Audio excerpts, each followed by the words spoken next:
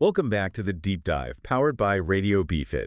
We're so glad you've joined us today. We are. We're tackling what is, I think, arguably the single largest roadblock in, well, everyone's wellness journey. Oh, for sure. Maintaining consistency. Exactly. It is the ultimate challenge. We all start the week, usually Sunday, with this incredible surge of motivation. We buy the quinoa, the chicken, all the colorful produce. We feel like invincible. Absolutely. I call it the Sunday prep illusion. I like that. My fridge looks like a health food commercial. And I'm telling myself, this is it. This is the week I finally conquered dinner. But then Tuesday night hits. Or maybe the dreaded Wednesday hump day. Wednesday. And you are just cognitively depleted. You stand in front of that beautiful, fully stocked fridge, and you realize turning that raw, beautiful produce into a structured, balanced meal requires effort. Yeah? An effort you simply do not have left. That is the moment of truth. That, paralyzing feeling where your brain calculates the energy required to chop vegetables versus the energy required to tap 2 buttons on a takeout app. And takeout wins. Tragically, takeout wins. Every single time. It's the chaotic, hungry rush hour dilemma, and it's universal. What we are seeing there isn't a failure of character or willpower. Right. It is a profound failure of strategy. And that's our mission today. Our mission is to transform meal planning from this, tedious, confusing chore into a sustainable habit. It's a strategic defense mechanism. Exactly. A strategic defense against daily stress. This isn't about restrictive diets or complicated calculations. This is a deep dive into 5 foundational secrets designed to ensure your good intentions actually last the whole week. And the whole month and the whole year. Yes. We are going to explore the critical psychological advantage planning gives you, how to use a simple visual nutritional blueprint. The 6 core nutrition pillars that optimize health, why flexibility is completely non-negotiable, and how modern tools can streamline the entire process. And as always, we're relying heavily on the clear, practical wisdom found in the articles and tools over at bfit.ai. It's such a great resource. If you're looking for actionable, science-backed guidance on fitness, nutrition, and, general wellness, bfit.ai is your free go-to source. They are experts at cutting through the noise. Which is exactly what we need when dealing with the complexity of everyday eating. Okay, let's unpack this journey into strategic eating, starting with why our best-laid plans so often fail when we need them most. Let's do it. You framed it perfectly just now. The conflict between high ambition and demanding reality. We buy the food, but we don't buy the strategy. Why is that clash between our schedule and our health goals so consistently difficult to overcome? Because the effort required for a healthy meal is, it's weighted too heavily against the ease of the unhealthy option. The path of least resistance. Exactly. The typical scenario is just what you described. The cognitive and physical exhaustion accumulated during a long workday. When you finally get home, your brain's goal is immediate comfort and minimal effort. So the path of least resistance, that instant gratification of ordering food, is always going to triumph over the delayed gratification of cooking. Right. Unless you have built a powerful preemptive strategic barrier. It truly feels like a battle of morality sometimes, I feel guilty for giving in, but you are reframing this, thankfully, as a strategic failure. Precisely. We need to distinguish between willpower and strategy. Willpower is like a battery. Okay. It starts fully charged in the morning, but every single decision you make, from choosing your outfit, prioritizing tasks at work, handling a difficult email, resolving a family conflict, it just drains that battery. A little bit at a time. Every single decision. By 6 p.m., that willpower battery is often near zero. So when we hit that decision-making moment, what to eat, we have no energy reserve left to fight the path of least resistance. Zero. None. Strategy, on the other hand, is setting up your environment so that the healthy choice doesn't require willpower at all. Ah, okay. It must be the easiest choice, regardless of your mental state. That is the essence of proactivity in meal planning. And this isn't just like a nice theory. We know that adopting this strategic perspective is scientifically supported as a critical step toward better health outcomes. Absolutely. We drew a key finding from a study published in the American Journal of Preventive Medicine. The research demonstrated a statistically significant correlation. Okay. Individuals who consistently planned their meals showed superior adherence to dietary guidelines, maintained more balanced diets, and were demonstrably more successful in achieving and maintaining their weight management goals compared to non-planners. Wow. This isn't a small lifestyle hack. It's a powerful predictive factor for success. That reframes planning from being a niche hobby for super organized people to being an essential health tool. It's Exactly. a roadmap that prevents daily nutritional panic. It totally eliminates the daily emergency. And when you eliminate that daily panic, the benefits spill over into every other aspect of your life. Right. We often focus just on the nutritional aspect, but there's a critical triple benefit that extends far beyond just what you put on your plate. Okay, let's elaborate on those. What are the 3 core benefits that make the initial effort of planning so worthwhile? First, obviously, it provides that clear roadmap to better health. It ensures nutritional consistency, which is fundamental to any physical goal, whether it's maintaining energy levels or managing blood sugar. You stop guessing. You stop guessing and start ensuring you hit those fiber and protein targets daily. Secondly, and this is the one that sold me, is the radical reduction in mental load. The daily stress related to food decisions is enormous. It's an underestimated energy vampire. Totally. Think about the countless times you've had that passive stressor of, what should I eat next, running in the background of your mind all day. Meal planning takes that item permanently off the decision list for the week. That liberated mental space, that cognitive bandwidth, is now available for things that actually require your creativity or focus. I love that. And the third benefit, the financial and environmental argument, is often overlooked, but profoundly impactful. It really is. Planning saves money and dramatically reduces food waste. When people grocery shop without a plan, they operate based on desire and potential. Ooh, that looks good. Exactly. Which leads to impulse buys and perishable ingredients that never get used. When you commit to a concrete weekly plan, you shop with surgical precision. Right. You only buy the exact quantity of ingredients needed for the 6 or 7 meals you've scheduled. That makes so much sense. This eliminates those $50 impulse purchases, and it ensures that beautiful perishable produce you bought on Sunday actually makes it to your plate before it turns slimy in the crisper drawer. Been there. We've all been there. It's a powerful economic argument for planning. So if we look at it, this weight planning is essentially a high return investment. We invest, maybe an hour on Sunday to gain back mental energy, money, and better health all week long. That's the strategic approach. And that strategic approach is built directly upon understanding our own human limitations, which brings us to secret number 1. Okay, so this first secret, the psychological advantage, feels like the foundational building block. It is. We said the true power of planning is behavioral management, not just food choice. Let's really drill down into decision fatigue. What is it, and how exactly does planning combat this very modern malady? Decision fatigue is a documented psychological phenomenon. The human brain has a finite capacity for making complex, well-reasoned choices in a given day. Right. Every time you weigh options, large or small, you deplete your store of executive function. By the end of the day, your brain defaults to shortcuts. And shortcuts are not always good. They're often emotional, impulsive, and aimed at immediate gratification. So when we get home, our executive function, the part of the brain that says, I should cook the quinoa because it aligns with my long-term goals, is just exhausted. Precisely. The part of your brain that processes long-term consequences is offline. I'll line it like that. And the part that processes, ooh, delivery pizza is fast and salty and requires no thought, is screaming the loudest. Yes, it is. Meal planning systematically attacks this by making the food choice zero effort.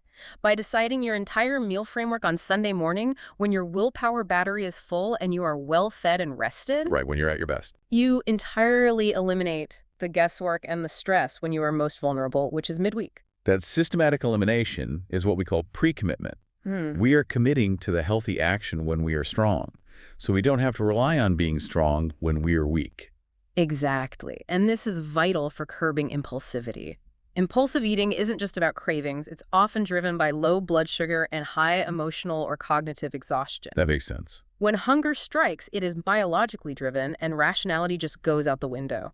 If you walk into the kitchen and there is a healthy, pre-planned, pre-portioned meal ready to heat in 5 minutes, you drastically curb that impulsive behavior because the healthy option satisfies the need faster than finding a takeout menu and waiting 45 minutes for delivery. It stops you from reaching for those high-calorie, low-nutrient snacks simply because the superior, healthier option is already waiting, requiring only a microwave zap.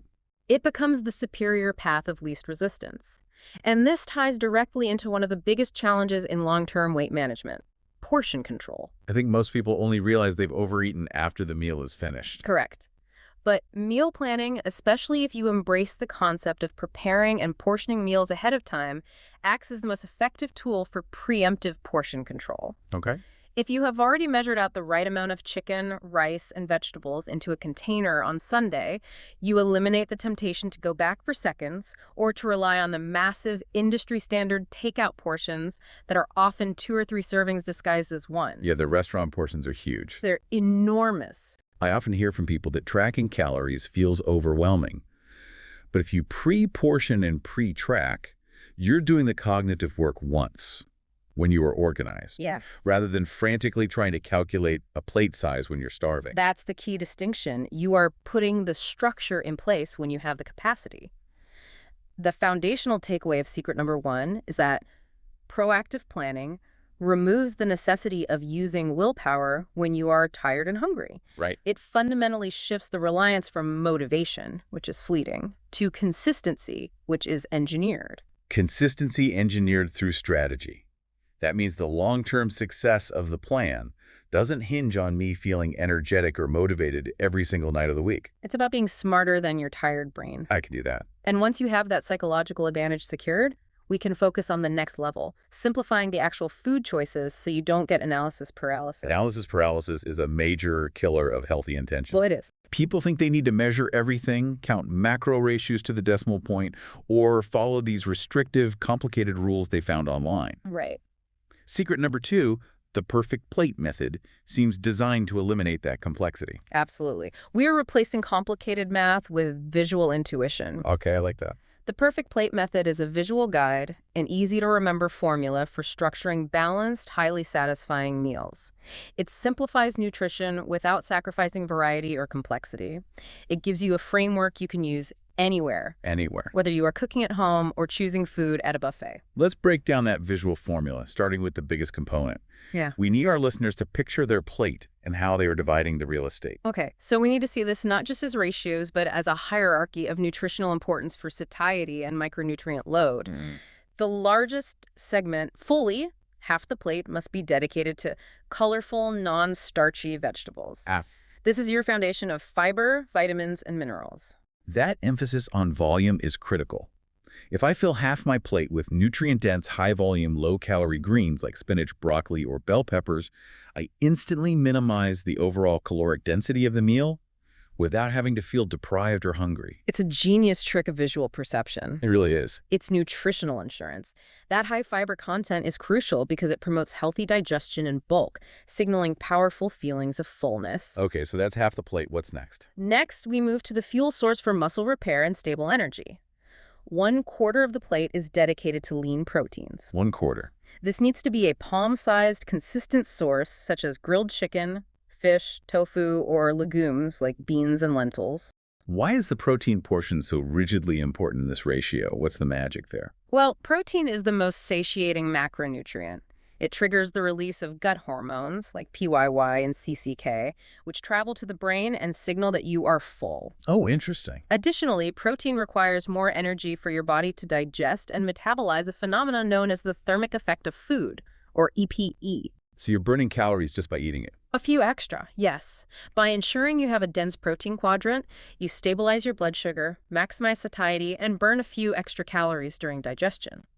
We're aiming for roughly 25 to 30 grams of protein per main meal here. That makes perfect sense. Maximize the fiber and maximize the protein to guarantee fullness. Exactly. Now for the final segment, the complex carbohydrates, the one area people often overfill. Yes, this is where people can go wrong. The remaining 1/4 of the plate is reserved for complex carbohydrates. So another 1/4. And the volume here should be limited to about a cupped hand portion. We are talking whole grains, quinoa, brown rice, whole oats, or whole wheat pasta. The key is complex. Not the white stuff. Not the white stuff. This ensures a slow, sustained release of glucose, providing reliable energy without the sharp spikes and subsequent crashes that refined carbohydrates cause. This framework simplifies the entire process. As BFit.ai dietitian Chris Hernandez noted, it allows for incredible variety without sacrificing the core nutritional structure. Exactly. You can swap out broccoli for zucchini, chicken for fish, or quinoa for brown rice, and the plate remains nutritionally sound. Which prevents boredom. And boredom is what often kills meal plans. Okay, let's make this actionable. We need to bridge the gap between the theoretical plate and the practical prep day. Yes. The 5-day template we have is only effective if people know how to prep it efficiently on Sunday. Absolutely. The secret here is batch cooking. You identify the core ingredients that can be used across multiple meals.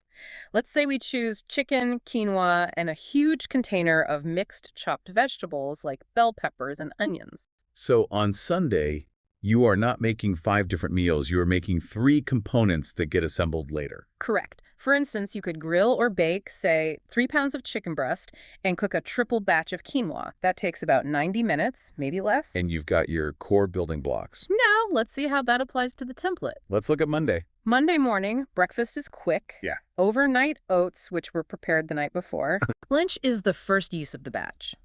A quinoa salad with pre-grilled chicken and fresh leafy greens, hitting the 25-25-50 rule immediately. Perfect. Dinner is whole wheat pasta with chicken and pre-chopped mixed veggies, easily tossed together in a sauce. Notice, the core components chicken, quinoa are reusable and done. Okay, moving to Tuesday. Tuesday starts with a high-protein egg casserole, which you baked on Sunday, easily reheated. Another batch-cooked item. Yes. Lunch transitions the chicken into a chicken wrap using a whole wheat tortilla and fresh crunchy vegetables. Dinner moves into comfort food, a chicken and quinoa soup, utilizing the leftover components and adding liquid for hydration and warmth. And Wednesday, the danger zone. We need max strategy here. Wednesday is tough, so we rely heavily on zero-effort meals. Breakfast is the reheated egg casserole. Easy again. Lunch might reuse the quinoa and prepped veggies and a large salad with a light vinaigrette. Dinner should feel rewarding, but be fast. Yeah. Chicken tacos with black beans. The prep is simply heating the components and assembling. Using small whole wheat tortillas as the carb source. Thursday always feels like the sprint to the finish line, so speed is everything. It is. Thursday. Back to the reliable overnight oats. Lunch can be the last of the grilled chicken in an avocado wrap, ensuring we integrate healthy fats. Dinner is broccoli whole wheat pasta. It's fast, filling, and incorporates a huge portion of green vegetables. Satisfying that 50% vegetable quota easily. Right. And finally, Friday. We made it. We made it. Friday starts with the last portion of the egg casserole. Lunch is a quick pasta salad using any leftover complex carbs and veggies. And we finish the week with a chicken quesadilla for dinner. A little reward. A rewarding meal using whole wheat tortillas, high-protein chicken, and maybe some bell peppers inside. The power here is that the blueprint is not prescriptive about flavor, only about balance. Exactly. It takes the guesswork out and makes healthy eating intuitive and sustainable because you know exactly how to structure every plate for years to come. It creates a permanent visual habit. You don't need a scale. You just need to ensure your plate proportions are right. Now that we have the structure, the perfect plate, we need to focus on optimizing the materials within that structure. Right, the quality. Secret number 3 is the 6 simple nutrition pillars. This is where we ensure the food is not just organized, but also nutritionally sound and optimized for feeling good and hitting performance goals. This section addresses the quality of the macros. We've identified 3 crucial do's to incorporate actively and 3 don'ts to watch out for. Okay. Let's start with the do's. Number 1, increase protein. We've established its satiety role, but let's delve deeper into why this is a pillar for sustained success, especially in weight management. Okay, so aside from the essential role protein plays in tissue repair, its influence on satiety is just unparalleled. As mentioned, protein stimulates hormones like CCK and PYY. When these hormones are released, they send powerful signals to the brain that decrease appetite. This mechanism is far more effective at controlling hunger than consuming high amounts of fat or refined carbs. So it's a biological hack, really. It is. Furthermore, a consistently high protein intake helps preserve lean muscle mass, especially important when operating in a caloric deficit for weight loss. So we're not just eating protein for our biceps. We are using it as a biological tool to manage hunger and control our caloric intake naturally. That's a perfect way to put it. What about the second do? Increase fiber. This is the unsung hero, often discussed just in terms of regularity, but its strategic role in weight control is huge. Okay. Fiber comes in two types, soluble and insoluble, and both are vital. Soluble fiber creates a gel-like substance in the digestive tract, which slows down the absorption of nutrients, including sugar. Which leads to stabilized blood sugar levels. Exactly. And that stable blood sugar level is precisely what prevents the dramatic energy crashes that lead us to impulsive snacking. I see. And insoluble fiber. Insoluble fiber adds bulk, promoting digestive health and increasing feelings of fullness. By maximizing fiber from fruits, vegetables, legumes, and whole grains, you feel fuller, longer, without adding excess calories. It's a foundational strategy for mitigating unnecessary snacking between meals. For sure. And the third do is deceptively simple. Stay hydrated. I know this seems obvious, but people consistently overlook water intake when planning their food. It's so crucial. Proper hydration supports every bodily process, from nutrient absorption to temperature regulation. Right. But behaviorally, it's a brilliant strategy because of the often mistaken cues. The neurological signal for thirst is often misinterpreted by the brain as a hunger signal. Oh, wow, I've heard that. Many times when you feel that mid-afternoon urge to snack, a large glass of water will satisfy the actual need, which was hydration, not caloric intake. So just drink water first and wait 10 minutes. Exactly. By drinking water proactively throughout the day, you eliminate a significant source of false hunger signals. Those three do's, protein, fiber, hydration, fundamentally optimize the perfect plate for maximum fullness and stable energy. They're your foundation. Now, let's talk about the three areas where we must exercise caution, the don'ts. The first don't is critical. Avoid excess sugar. And we aren't talking about the natural sugars in an apple, which come bundled with fiber. Right. We're talking about added sugars, particularly high fructose corn syrup, which are directly linked to inflammation, weight gain, and insulin resistance. And the insidious nature of this is that sugar hides everywhere, especially in items people assume are healthy. Absolutely. You must be mindful of hidden sugars in things like salad dressings, flavored yogurts, sauces, ketchups, and prepackaged health bars. The labels can be so misleading. They can. If you crave sweetness within your meal plan, always opt for natural sources like fresh fruit, which gives you the fiber and nutrients necessary to mitigate the speed of sugar absorption. Okay, that makes sense. The second don't addresses our complex carb quadrant. Yes, limit refined carbs. This ties back to the perfect plate structure. Refined carbohydrates, white bread, white rice, sugary cereals, pastries, All the good stuff. have been stripped of their fibrous components during processing. They hit the bloodstream quickly, triggering a rapid insulin spike, which leads to energy crashes Then cravings. and eventually signals the body to store fat. We must prioritize complex carbohydrates because their intact fiber structure ensures slow, sustained energy. So we are choosing the fuel that burns slowly rather than the fuel that explodes and then disappears. Exactly. And finally, the third, don't. Moderate alcohol. This can feel like a social restriction, but in terms of optimized nutrition, alcohol contributes significant excess calories, Empty calories. often called empty calories, and sugar, all with virtually zero nutritional value. If your goal involves weight management or performance optimization, alcohol is counterproductive because the body prioritizes metabolizing alcohol over metabolizing fat. And many common cocktails are just loaded with hidden sugars from mixers. Oh, completely. Limiting consumption of these items is a simple step that removes a substantial, unnecessary caloric and sugar load from your weekly plan. Focusing on these 6 pillars ensures that your organized meal plan is actually effective. Right. It's not just about the schedule, it's about the quality. You are eating structured food that helps you feel and perform your best, which is the most powerful driver for long-term adherence. Okay, let's address the elephant in the room regarding meal planning. The fear of rigidity. Yes. People often abandon the plan because they feel trapped. They think if they mess up one meal, the entire week is ruined. The all-or-nothing mindset. Yeah. Is true flexibility just a loophole people use to justify cheating? That's a fantastic, skeptical question, and it gets to the heart of what makes a plan sustainable. If your definition of flexibility is, I can ignore the plan whenever I want, then yes, it's a cheat code. Okay. But the flexibility we advocate for is controlled flexibility. It's a framework that bends instead of breaks, ensuring longevity through inevitable life changes. Like a holiday dinner. A holiday dinner, a southern lunch out, or simply being bored of your food. So the goal isn't perfection. The goal is recovery. Exactly. If I have an unplanned meal out, My flexible framework tells me how to immediately adjust the next meal back into alignment rather than throwing in the towel. Precisely. A sustainable plan must be tailored to your lifestyle, preferences, and, crucially, any dietary restrictions. Learning the skill of substitution is what gives you that control. So you stick to the perfect plate ratios even if the ingredients change. That's the key. Let's detail how this framework can be customized, starting with one of the most common requirements today: adapting the plan for vegetarian or vegan eating. For plant-based diets, the adjustment is focused entirely on the protein quadrant, keeping the half plate of vegetables intact. Okay. The substitution must be nutrient-dense. Instead of animal proteins, we lean heavily on legumes, beans, lentils, chickpeas, as well as highly versatile soy products like tofu and tempeh. What's the key difference in planning here? Is it harder? Not harder, just different. You might need to slightly increase the volume of legumes because plant proteins often have lower caloric density and sometimes less complete amino acid profiles than animal protein. Got it. So instead of grilling chicken, you are batch cooking lentils and using marinated baked tofu.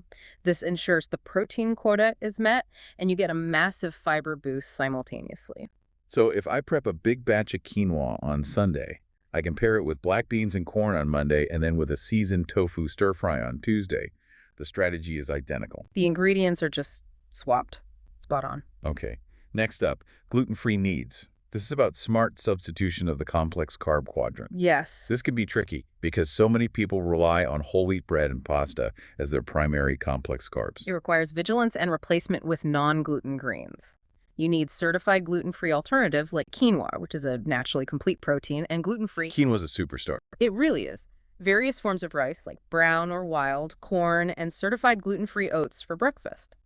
The goal is to ensure you maintain that fiber and sustained energy function without introducing gluten. And you have to be careful with cross-contamination. Especially in packaged foods, you have to read the labels. And finally, a highly specific plan that completely rejigs the perfect plate: keto or low-carb diets. How does the structural flexibility adapt to something so restrictive? This is the most radical structural shift. We were minimizing the complex carbohydrate quadrant to near zero. Right. Therefore, the plate structure changes to heavily emphasize healthy fats and moderate protein paired with non-starchy vegetables. Your plate visually transforms. Walk us through that new ratio. How does that look? In a keto adaptation, your plate might be closer to 60% non-starchy vegetables, 30% moderate protein, and the rest healthy fats. The priority shifts from fiber from grains to healthy fats for fuel and fiber from vegetables. What are the best examples of those non-starchy vegetables that become the bulk of the meal? Think anything that grows above ground, generally. Leafy greens, broccoli, cauliflower, asparagus, zucchini, and bell peppers. Okay. And we build the fat component around avocados, nuts, seeds, and healthy oils like olive or coconut oil. Planning is even more critical here because an unplanned intake of starchy carbs can kick you out of ketosis. What's fascinating is that the core behavioral principle pre-planning and organizing your intake still applies universally, regardless of the nutritional philosophy you choose. The underlying strategic habit is what matters. The adaptability of the ingredients ensures that when your life changes, your plan doesn't force you to quit. It evolves with you. It allows you to tailor your nutrition to your current needs, ensuring that key element of long-term sustainability. We've established the psychology, the nutritional framework, the optimization, and the flexibility. Now, secret number 5 addresses the friction. Yes, making it easy. We live in the digital age, and we cannot afford to treat meal planning like it's still 1985 with a ledger book and a calculator. How do modern tools make eating healthy effortless? The goal remains constant: reduce the cognitive burden. If we can automate calculation, simplify cooking, and streamline discovery, we massively increase the chances that the plan will stick. Technology is our ally. It's our powerful ally here, acting as our external hard drive for nutrition knowledge. Let's start with the one tool that helps with that critical accountability: the BFit.ai free calculator. How does using a tool like this transform the planning stage itself? Its function is critical: pre-commitment and immediate feedback. Most people log what they ate retroactively, which is only a record. It's just history at that point. Exactly. This tool allows you to map out the meals you plan to eat for the week and instantly see the macro breakdown, the total calories, and how it aligns with your specific goals. So it's not just a tracker, it's a commitment device. Yes. You are creating a verified, goal-aligned blueprint. This research-supported active logging before eating enforces accountability. How so? If the calculator shows your planned Tuesday dinner is too low in protein, you can adjust the ingredient proportions instantly before you ever start cooking. Ah, so you fix the problem before it happens. It ensures the week starts aligned with your objectives. It prevents the planning from being a pointless exercise where you just guess if the numbers will work out. Moving from the digital planning to the physical execution. We need to talk about the silent heroes in the kitchen, our appliances. Yes, the appliances that promote efficiency are the best friends of the meal prepper. We have two main players here, the air fryer and the slow cooker. The air fryer is huge right now. It is, and for good reason. It provides high-heat, rapid cooking with minimal oil. The air fryer delivers that satisfying, crispy texture, the texture people often crave from takeout food, but in a vastly healthier way. It does. It's perfect for batch roasting vegetables like broccoli or Brussels sprouts, or rapidly cooking prepped chicken or fish portions. It achieves crispy results in half the time of a conventional oven. Which significantly speeds up your prep day. It does. And then there's the slow cooker, the ultimate set-it-and-forget-it machine. The slow cooker eliminates the need for monitoring the stove entirely. You spend 15 minutes assembling ingredients in the morning or the evening before, That's it? and you come home to a fully cooked, warm, complex meal. This is ideal for hearty, fibrous meals like chili, stews, or making large batches of pulled chicken or pork that can form the base of your protein for the entire week. Minimal effort for maximum yield. Perfect for those long, exhausting work days. The best. Finally, let's address food boredom. I think they call it hedonic adaptation. Yes. Eating the same thing every day is a guaranteed way to send someone back to the takeout apps.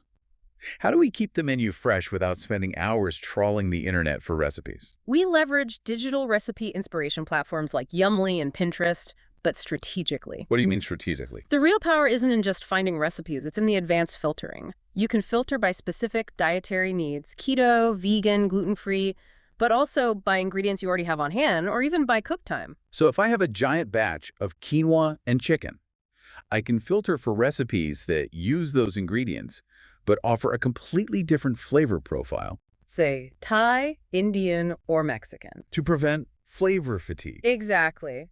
This allows for constant, tailored variety, which is the key to maintaining motivation. By automating the tedious parts, the calculations, the cooking method, the recipe hunting, we remove friction from the process. Which guarantees that meal planning integrates as a permanent, stress-free habit. That's the goal. We've armed our listener with the 5 strategic secrets. Now let's give them concrete, immediate actions. The first step. The first step is always the hardest. What is the very first thing they need to define before they buy a single container or chop a single vegetable? They must define the destination.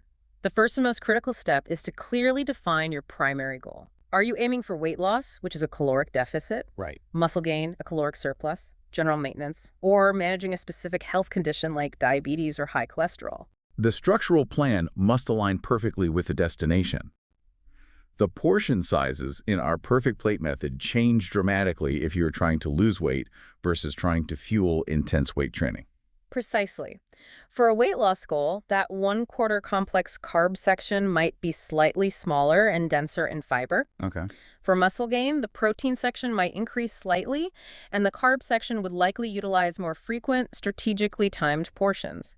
Defining the objective provides the non-negotiable foundation for all planning decisions that follow. And speaking of weight loss, let's reinforce why planning is such a disproportionately powerful tool for managing the scale.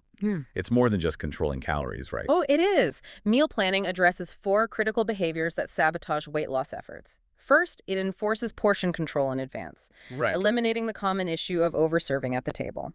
Second, it guarantees macro consistency, ensuring that every meal provides that powerful blend of protein and fiber necessary for long-term satiety and metabolic stability. Third, the psychological advantage kicks in again, curbing the impulsive, high-calorie binges driven by fatigue. Correct. You stop reacting to hunger and start proactively managing your nutritional environment.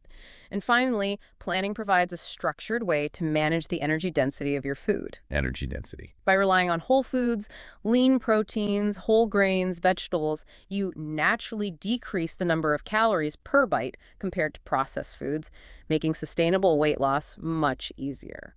Okay, let's give our listeners the last tangible tool they need to succeed this week.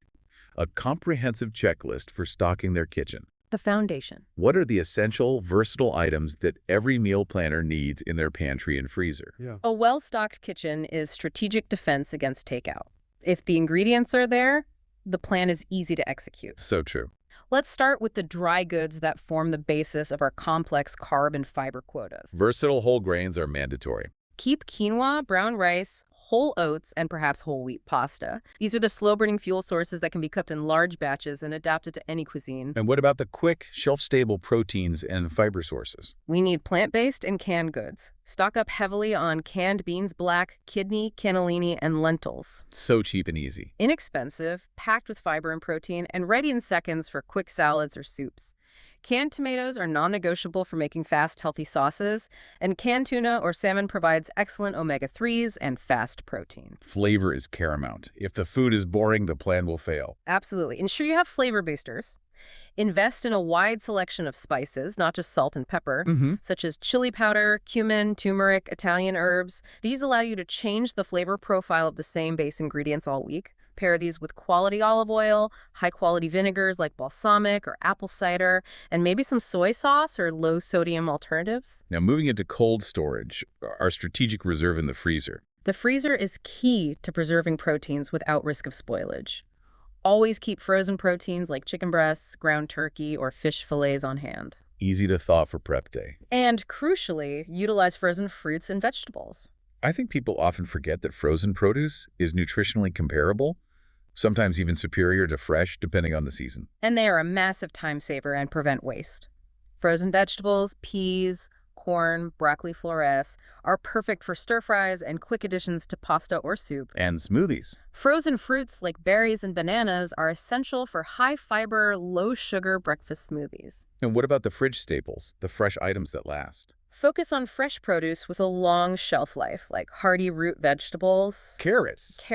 onions, garlic, sturdy greens like kale or cabbage, and bell peppers. Keep your eggs and dairy or non-dairy alternatives stocked, as they provide easy protein and calcium bases for quick additions to meals. This detailed checklist ensures that the next time the listener starts to plan, they don't have to face an empty, uninspiring kitchen. They already have the versatile building blocks ready to go. It removes friction and simplifies the entire shopping and execution process, which is the ultimate key to consistency. #tagoutro. Wow, this deep dive has been incredibly insightful, going far beyond just generic advice to focus on the framework, the mechanics, and the psychology of sustainable eating. That was the goal. The core message is that meal planning is not a restriction. It's an empowering skill. Yes. It gives you immediate, tangible control over 3 fundamental areas of your life: your health, your time, and your budget. By embracing the psychological advantage of pre-decision, using simple visual frameworks like the perfect plate method, adhering to those core nutritional pillars, staying realistically flexible, and leveraging modern tools, you truly transform this process from a daunting task into a simple, permanent habit. Consistency and deliberate practice will make this second nature. And when healthy eating becomes automatic, the benefits, the stable energy, the better body composition, the reduced stress, they become permanent. So we want to leave you, our listener, with a final provocative thought. Don't look at this journey as a massive, overwhelming task. No. Instead, ask yourself this: what is the first tiny tactical step you can commit to taking tonight that uses one of these 5 secrets? Just one thing. Is it defining your exact goal? Is it prepping your complex carbs for the next 3 days? Or is it simply opening the BFit.ai calculator and sketching out tomorrow's perfect plate? Start small, make it undeniable, and build from there. That small win is the engine of sustainability. Thank you so much for joining us for this deep dive into strategic sustainable meal planning. It was a pleasure. If you want to review the 5 secrets, grab that essential pantry list, or utilize those free tools, head over to bfit.ai for all the detailed articles and resources we referenced today. We wish you a stress-free, well-fed week. Until next time, keep diving deep into your wellness journey.